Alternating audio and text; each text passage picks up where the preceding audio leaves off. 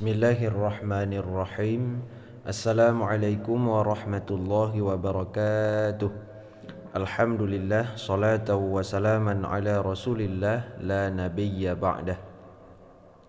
Para pecinta Al-Quran yang dirahmati oleh Allah subhanahu wa ta'ala, InsyaAllah pada malam hari ini kita akan membahas sekilas tentang masalah surat Al-Fatihah, yaitu kenapa di surat Al-Fatihah itu tidak ada 7 huruf dari semua huruf hijaiyah. Jadi huruf hijaiyah itu ada 28, sedangkan yang termasuk dalam Al-Fatihah itu ada 22 huruf. Dan kenapa 21 huruf ya? Nah, kenapa 7 huruf lagi tidak ditulis, tidak ada dalam lafaz Al-Fatihah? Nah, malam ini akan kita ketahui, akan kita jawab. Nah, bagaimana penjelasannya? Nah, sebelumnya kita ketahui yang bahwa Al-Fatihah ini adalah mempunyai banyak nama. Ada namanya suratul Fatihah, ada namanya Ummul Quran. Makna Ummul Quran, induk dari Al-Quran. Ada namanya As-Sab'ul Mathani, yaitu 7 ayat yang diulang-ulang dalam solat. As-Sab'ul Mathani, ini kan 7 ayat tapi diulang-ulang selalu dalam solat. Banyak banget nama Al-Fatihah karena keagungannya. Nah, sebelum kita masuki, sekarang kita dengar dulu bacaan dari surah Al-Fatihah. Kita awali dari Bismillah. Bismillahirrahmanirrahim. Alhamdulillahi Rabbil Alamin, Ar-Rahmanir-Rahim, Maliki Yawmiddin, Iyyaka na'budu wa iyyaka nasta'in, Ihdinas siratal mustaqim, Siratal ladzina an'amta 'alaihim, Ghairil maghdubi 'alaihim waladdallin.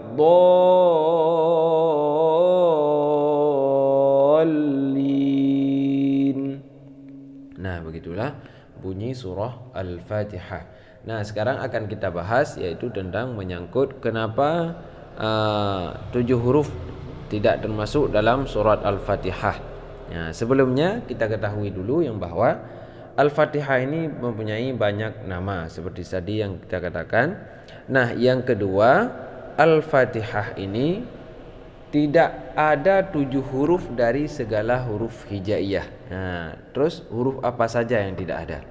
Nah, maka sekarang kita simak ya. Yang pertama yang tidak ada dalam Al-Fatihah adalah huruf tha ya. Huruf tha. Nah, di sini enggak ada huruf tha, kita cari semua itu enggak ada huruf tha ya. Tsabbit qalbi, enggak ada itu huruf tha. Nah, kenapa? Nah, nanti alasannya nanti akan kita jelaskan. Yang kedua tidak ada huruf ja ataupun huruf jim ya. Huruf ja tidak ada. Yang ketiga tidak ada dalam Al-Fatihah huruf sya, shin ya. Huruf sya yaitu huruf shin. Bukan sin tapi shin. Nah, yang keempat tidak ada huruf za, bukan za tapi za. Yang kelima tidak ada dalam Al-Fatihah huruf kha, tidak ada. Yang keenam tidak ada dalam Al-Fatihah huruf dho, tidak ada.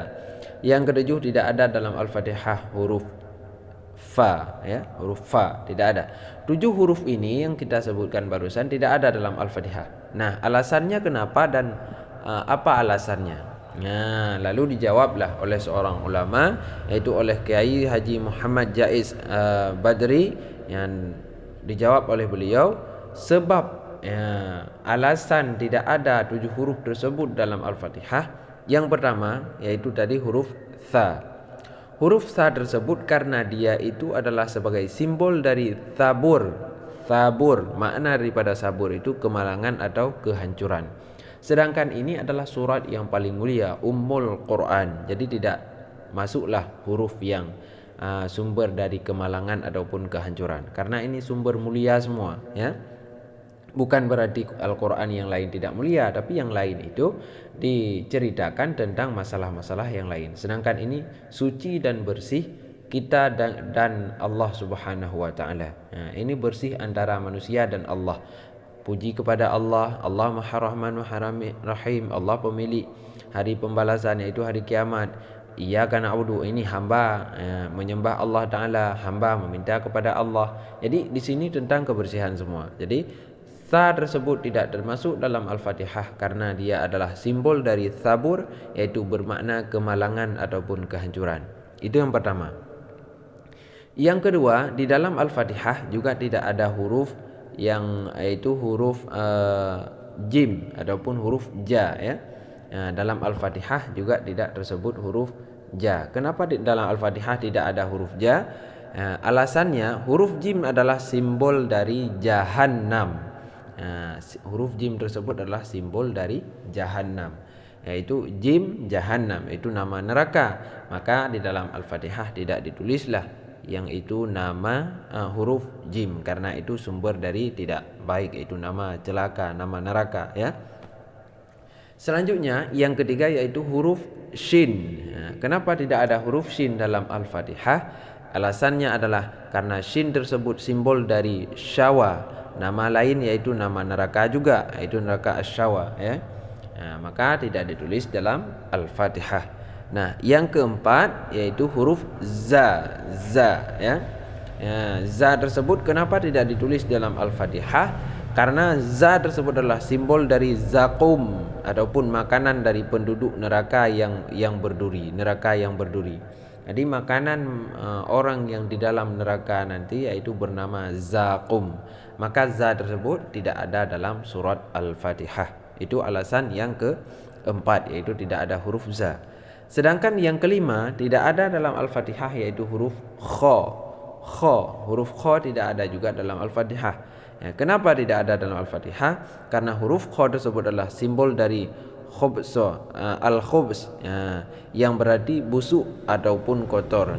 Makna khubsu itu busuk ataupun al-khubs.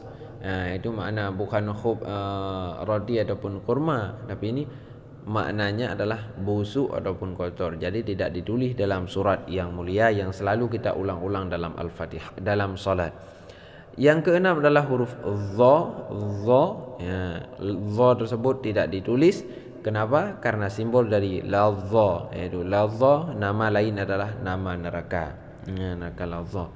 Nah, yang ketujuh, yang terakhir adalah huruf fa, yaitu kenapa tidak ditulis adalah simbol dari faraq ataupun firaq, al-faraqu, yaitu perpisahan, yaitu terpisah. Tidak baik terpisah.